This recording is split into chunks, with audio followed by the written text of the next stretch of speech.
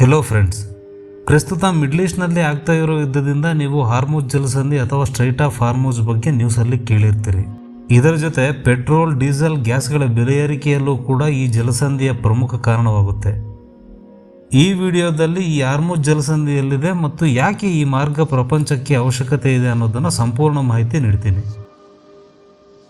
ನೀವು ಈಗ ನೋಡ್ತಿರೋ ಮ್ಯಾಪ್ನಲ್ಲಿ ಇರಾನ್ ಮತ್ತು ಒಮೆನ್ ದೇಶಗಳ ನಡುವೆ ಒಂದು ಜಲಮಾರ್ಗ ಇದೆ.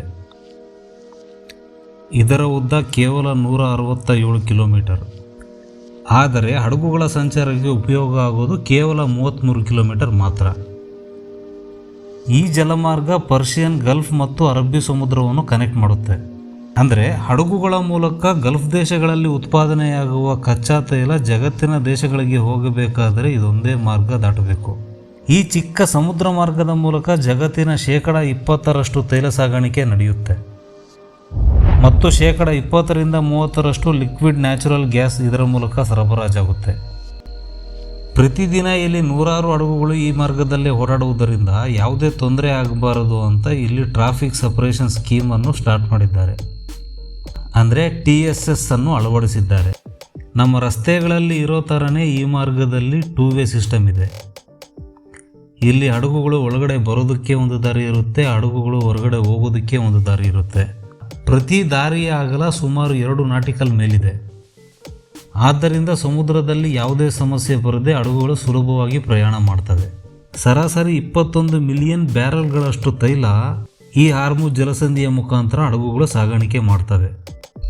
ಇದನ್ನು ಲೀಟರ್ಗಳಲ್ಲಿ ಹೇಳೋದಾದರೆ 1 ಬ್ಯಾರಲ್ 159 ಲೀಟರ್ಗಳಿಗೆ ಸಮಾನ. ಅದೇ ರೀತಿ 21 ಮಿಲಿಯನ್ ಬ್ಯಾರಲ್ಗಳೆಂದರೆ 334 ಕೋಟಿ ಲೀಟರ್ ಅಥವಾ 3.34 ಬಿಲಿಯನ್ ಲೀಟರ್ಸ್ಗೆ ಸಮಾನ. ಅಂದರೆ ಪ್ರತಿದಿನ 334 ಕೋಟಿ ಲೀಟರ್ಸ್ ಆಯಿಲ್ ಇದೊಂದೇ ಮಾರ್ಗದಲ್ಲಿ ಜಗತ್ತಿಗೆ ಸಾಗಾಟವಾಗುತ್ತೆ. ಈ ಮಾರ್ಗ ಮುಚ್ಚಿದರೆ ಇಡೀ ಜಗತ್ತಿನ ಮಾರುಕಟ್ಟೆ ಕುಸಿಯುತ್ತೆ. ಪೆಟ್ರೋಲ್, ಡೀಸೆಲ್ ಬೆಲೆಗಳು ಮತ್ತು ಗ್ಯಾಸ್ ಬೆಲೆಗಳು ಹೆಚ್ಚಾಗ್ತವೆ. ಇನ್ನು ಈ ಸಮುದ್ರ ಮಾರ್ಗದ ಓನರ್ಶಿಪ್ ವಿಚಾರಕ್ಕೆ ಬಂದರೆ ಸ್ಟ್ರೈಟ್ ಆಫ್ ಹಾರ್ಮುಜ್ನ ಉತ್ತರ ಕರಾವಳಿಯೇ ಸಂಪೂರ್ಣವಾಗಿ ಇರಾನ್ನ ಕಂಟ್ರೋಲ್ನಲ್ಲಿದೆ. ಆದರೆ ಈ ದಕ್ಷಿಣ ಕರಾವಳಿ ಒಮೆನ್ ಮತ್ತು ಯುನೈಟೆಡ್ ಅರಬ್ ಎಮಿರೇಟ್ಸ್ ಕಂಟ್ರೋಲ್ನಲ್ಲಿದೆ. ಈ ಸಮುದ್ರ ಮಾರ್ಗದ ಮಧ್ಯೆ ಇರಾನ್ನ 8 ಪ್ರಮುಖ ದ್ವೀಪಗಳಿವೆ. ಆ 8 ಪ್ರಮುಖ ದ್ವೀಪಗಳಲ್ಲಿ ಇರಾನ್ ತನ್ನ ಸೈನ್ಯವನ್ನು ನೇಮಿಸಿದೆ.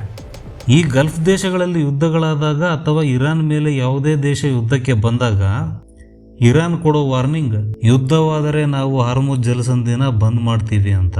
ಈ ರೂಟ್ನ ಪ್ರಮುಖವಾಗಿ ಬಳಸೋ ದೇಶಗಳೆಂದರೆ Iran, Iraq, Saudi Arabia, Qatar, Kuwait, Bahrain ಮತ್ತು ಯುನೈಟೆಡ್ ಅರಬ್ ಎಮಿರೇಟ್ಸ್.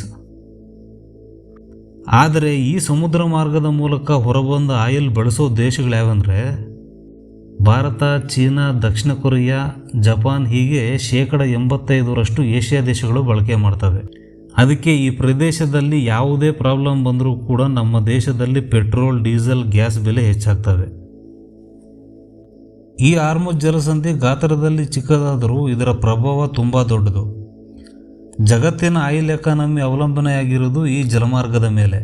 ಆದ್ದರಿಂದ ಈ ಪ್ರದೇಶವನ್ನು ಎನರ್ಜಿ ಚೋಕ್ ಪಾಯಿಂಟ್ ಅಂತಾರೆ. ಇಲ್ಲಿ ಏನೇ ಘಟನೆಗಳು ನಡೆದರೂ ಕೂಡ ಇಡೀ ಜಗತ್ತಿನ ಕಣ್ಣು ಇದರ ಮೇಲಿರುತ್ತೆ.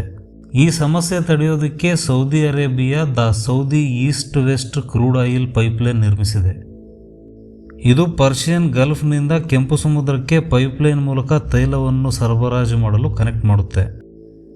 ಆದರೆ ಇಲ್ಲಿ ದಿನಕ್ಕೆ ಕೇವಲ 7 ಮಿಲಿಯನ್ ಬ್ಯಾರಲ್ ಮಾತ್ರ ರಫ್ತು ಮಾಡಲು ಅವಕಾಶ ಇದೆ. ಸೊ ಇದು ಫ್ರೆಂಡ್ಸ್ ಹಾರ್ಮುಜ್ ಜಲಸಂಧಿ ಬಗ್ಗೆ ಸಂಬಂಧಿಸಿದ ಭೌಗೋಳಿಕ ಮಾಹಿತಿ. ಈ ವಿಡಿಯೋ ನಿಮ್ಗೆ ಇಷ್ಟ ಆದರೆ ತಪ್ಪದೇ ಲೈಕ್ ಮಾಡಿ, ನಮ್ಮ ಚಾನಲ್ ಸಬ್ಸ್ಕ್ರೈಬ್ ಮಾಡ್ಕೊಳ್ಳೋದನ್ನು ಮರಿಬೇಡಿ.